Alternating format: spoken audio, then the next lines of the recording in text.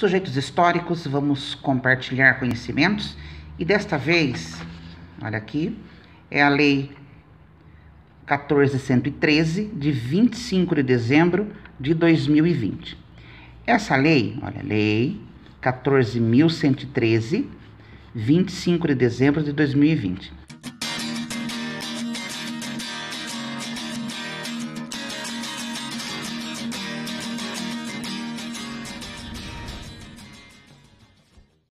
Ela regulamenta o Fundeb. Lembrando que ele foi promulgado, o ano passado, em 2020, foi votado por unanimidade a sua permanência e inclusão na Constituição, pelo Senado Federal, pelo Congresso Nacional, em agosto do ano passado. E ela, logicamente, revoga aí a lei anterior, aqui, gente, olha, a Lei 11.494, Lei 11.494, de 20 de junho de 2007, lá da época do governo Lula ainda, onde foi criado o Fundeb, o Fundef, anterior, da gestão do Fernando Henrique Cardoso.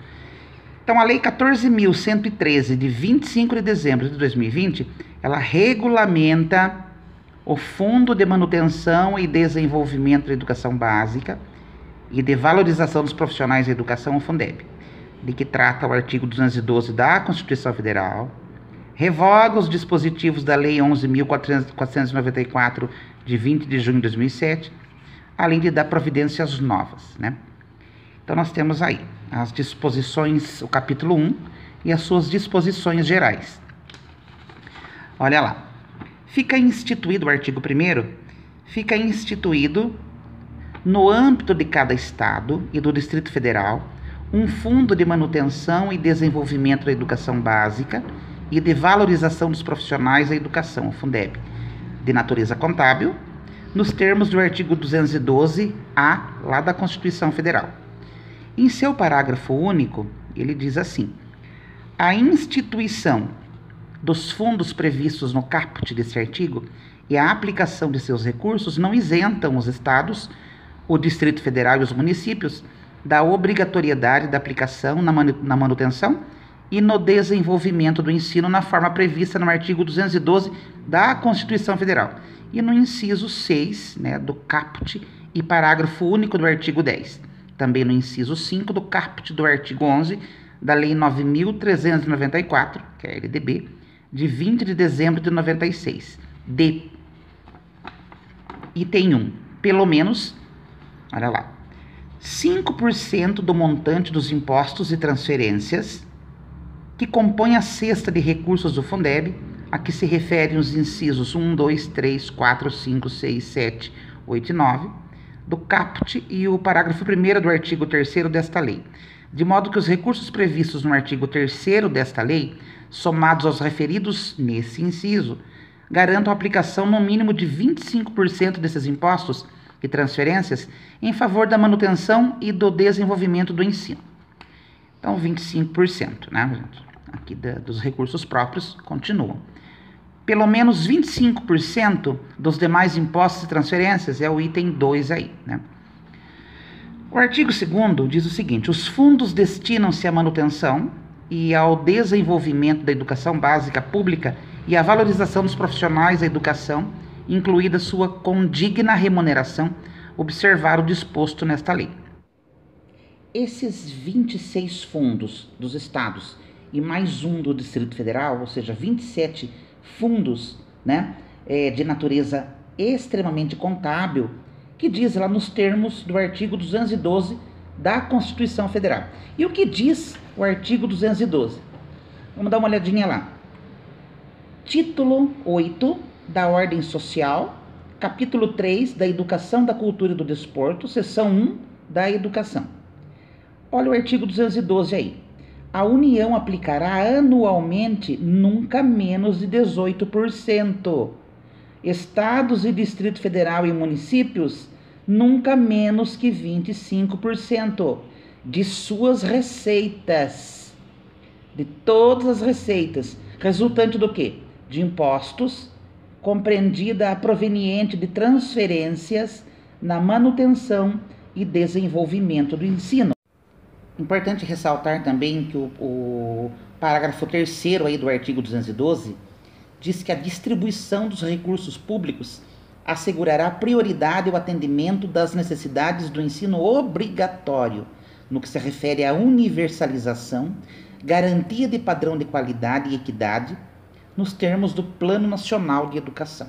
E é importante também aí o parágrafo 4º, que diz o seguinte: os programas suplementares de alimentação e assistência à saúde previstos no artigo 208, no seu item 7, serão financiados com recursos provenientes de contribuições sociais e outros recursos orçamentários. Então, regulamentado através da Lei 14.113, como que nós vamos dar corpo financeiro, dar corpo contábil a esses 27 fundos, a essas 27 contas coletivas? Primeiro, nós temos o capítulo 2 aí da composição financeira, na sua seção 1, das fontes de receita dos fundos, que vai mostrar para a gente. O que diz o artigo 3º? Os fundos no âmbito de cada estado e do Distrito Federal são compostos por 20% das seguintes fontes de receitas. Cada estado e o Distrito Federal vai recheando esse fundo, né? Por exemplo, põe 20% aí de receita do ITCD, que é o Imposto sobre Transmissão Causa-Mortes e Doação de quaisquer bens ou direitos, né? Põe mais 20% de ICMS, pega mais 20% do IPVA, mais 20% aí de parcela de arrecadação do imposto, né, que a União eventualmente instituir aí no exercício da sua competência, né, que lhe é atribuída pelo inciso 1º aí do caput do artigo 154 da Constituição Federal, prevista no inciso 2 do caput do artigo 157 da Constituição Federal.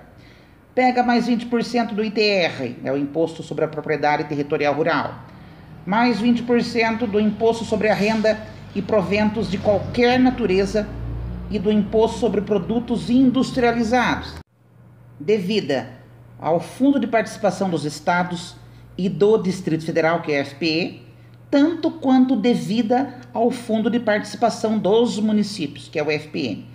Também mais 20% da parcela do produto da arrecadação do IPI, devida aos estados e ao Distrito Federal. Pega mais 20% de receitas da dívida ativa tributária, né? E o parágrafo 2 aí, o parágrafo 2º do item do inciso 9, diz que além dos recursos mencionados nos incisos 1 ao 9 do caput e no parágrafo 1º desse artigo, os fundos contarão com a complementação da União nos termos da seção 2 deste capítulo. Isso é muito importante, que os estados que não conseguirem reunir a arrecadação para aplicação em seus estados e respectivos municípios vão, logicamente, contar aí com um disposto importantíssimo, que é a complementação da União, que traz neste corpo dessa nova regulamentação uma complementação de até 23%, que hoje é de 10%. Pessoal, estudo de legislação, né, ele é um pouco exaustivo, mas é preciso navegar, é preciso entender o que o legislador pensou, né, em equalização, em distribuição de recursos do novo Fundeb. Então, a lei número 14.113, né, que é a nova lei do Fundeb, né, o objetivo é distribuir recursos para diminuir desigualdades.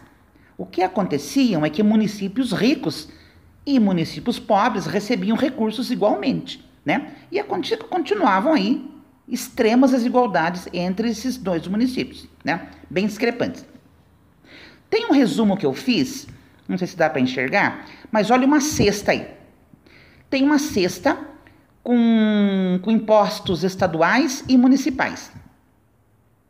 Nesta cesta nós temos aí FPM, que é o Fundo de Participação dos Municípios, Fundo de Participação dos Estados, ICMS, IPI, IPVA, ITCMD, ITR. Então, esta cesta, né, pega-se 20% desses impostos e dessas transferências e põe lá na cestona grandona do Estado, né? Cada Estado vai pegar 20% destas cestas de impostos estaduais e municipais, já que nós temos 27 fundos.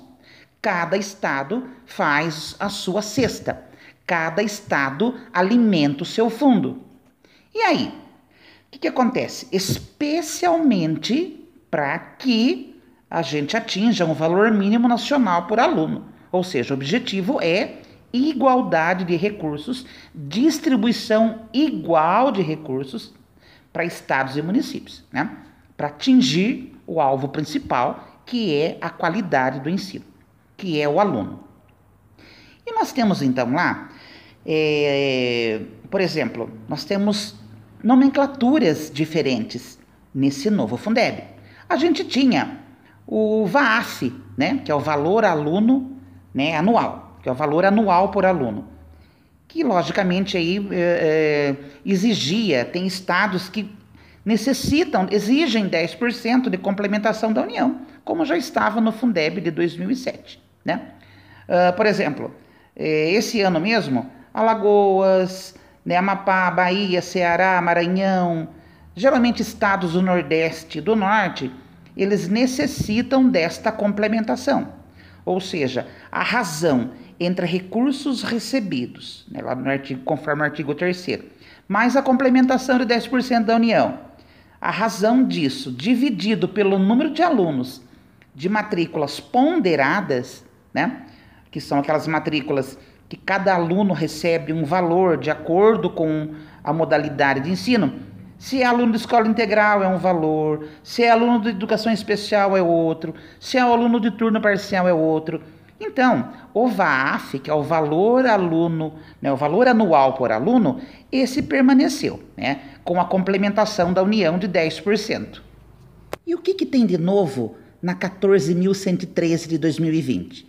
Nós temos aí o VAAT, que é o valor anual total aluno, e o VAAR, valor anual por aluno. O VAAT foi criado, né, o legislador pensou em dar atenção aos municípios mais pobres, com baixa arrecadação. Tem municípios que arrecadam muito pouco de ISS, IPTU, enfim, outros impostos e tributos, né? E aí, o VAAT foi criado para dar atenção a esses municípios, porque os municípios ricos também recebiam a mesma atenção que os municípios pobres, muitas vezes não precisando do recurso. E esse recurso é de cerca de 10,5%, né, de complementação. E o VAAR, que é o valor anual por aluno, ele foi criado, ele foi pensado, é uma meritocracia, para as redes de ensino que alcançarem evolução da aprendizagem com redução de desigualdades. Esse é o VAAR. Ele vai aí, logicamente, ele vai transferir recurso de 2,5% para as redes de ensino que conseguiram elevar o nível de evolução do processo ensino-aprendizagem, reduzindo aí as desigualdades do ensino. Só para a gente lembrar que a emenda complementar 95 de 2016, que é aí que fala do teto de gastos, ela projetou para 2021 aí cerca de 55,6 bilhões, que são os gastos com a União em educação. Essa validade de 20 anos. Então, é só para ter como referência, né? Até que se altere esse teto. É importante a gente entender o processo de financiamento da educação. Eu tenho esse quadro aí, gente, bem simplificado, que mostra lá o ente federado, a origem, Fundeb, não integrante do Fundeb, e as demais receitas. Para ter uma ideia, o ente federado, lá os municípios e Distrito Federal. No caso do meu município, por exemplo, né? A origem dele, receitas próprias. Para compor o Fundeb, né, os integrantes de 20%, não tem receita própria que integre o Fundeb na cesta de 20%. Então, o município não tem receita própria. Ah, mas o IPTU, ITBI, ISS, ITI, ITR são receitas próprias, mas que não vão integrar o Fundeb. Eles vão compor os 25% dos recursos próprios. Serão tirados 25% dessas receitas e vai compor aí os 25% dos recursos próprios do município, né? Enfim, mas para o município, então, né? Quais são os impostos, as transferências que fazem parte do Fundeb, integrantes dos 20%? Aí sim, são as receitas e transferências. Por exemplo, o FPM, que é o Fundo de Participação dos Municípios, a cota parte do IPI, de exportação, ICMS, IPVA, ITR. Então, bastante atenção. Receita própria que compõe a cesta do Fundeb do município e do Distrito Federal não tem. E demais receitas que vai compor aí, né, os municípios e Distrito Federal, por exemplo, a exploração do petróleo, o salário e educação, a complementação da União, né, para o Fundeb e demais aplicações federais, que é o FNDE, através dos seus programas, né, do PNLD, do PNAT, enfim. Então, esse quadro é bem resumido, que mostra a manutenção e desenvolvimento do ensino. É um processo aí de financiamento da educação. São principais alterações, né, do novo Fundeb, que começou a vigorar esse ano, 1º de janeiro de 2021, e necessitamos entender essas principais alterações. E nos estados, como que ficam? Por exemplo, as receitas próprias dos estados que vão compor aí os 20% do Fundeb. É logicamente ICMS, IPVA e TCMD, né? Não integrantes do Fundeb não têm aí receitas próprias dos estados para compor o Fundeb. E as receitas e transferências que vão compor o Fundeb são o Fundo de Participação dos Estados, a cota parte do IPI de exportação, né? E os não integrantes do 25% dos estados e do Distrito Federal é o imposto de renda retido na fonte e a cota parte do IOF. E as demais receitas são iguais para os municípios e também para o Distrito Federal. Exploração do petróleo, salário e educação, complementação da União, demais aplicações federais, tá? Analisem esse quadro, pessoal.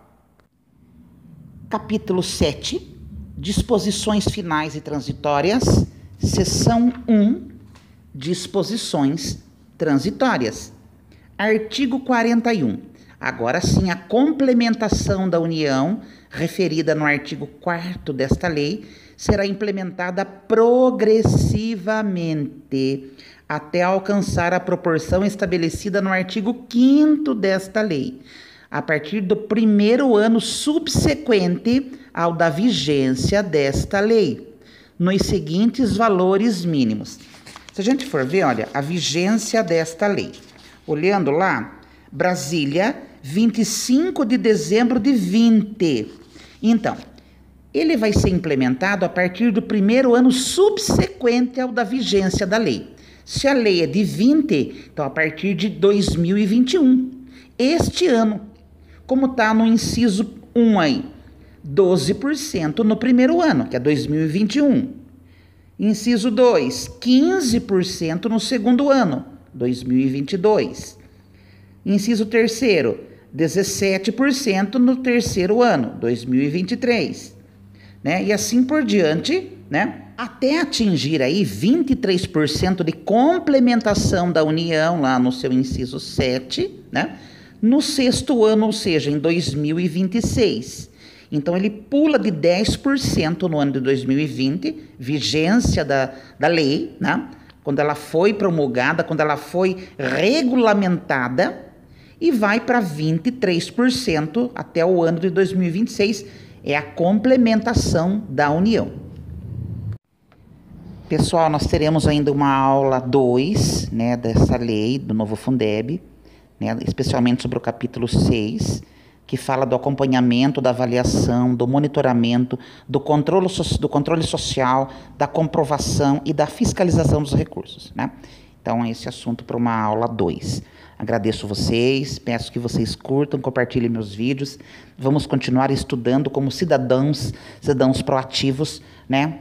Que queremos mudança para o nosso país, especialmente na educação, que entendemos que seja uma das únicas áreas, uma das únicas políticas públicas de retorno, né?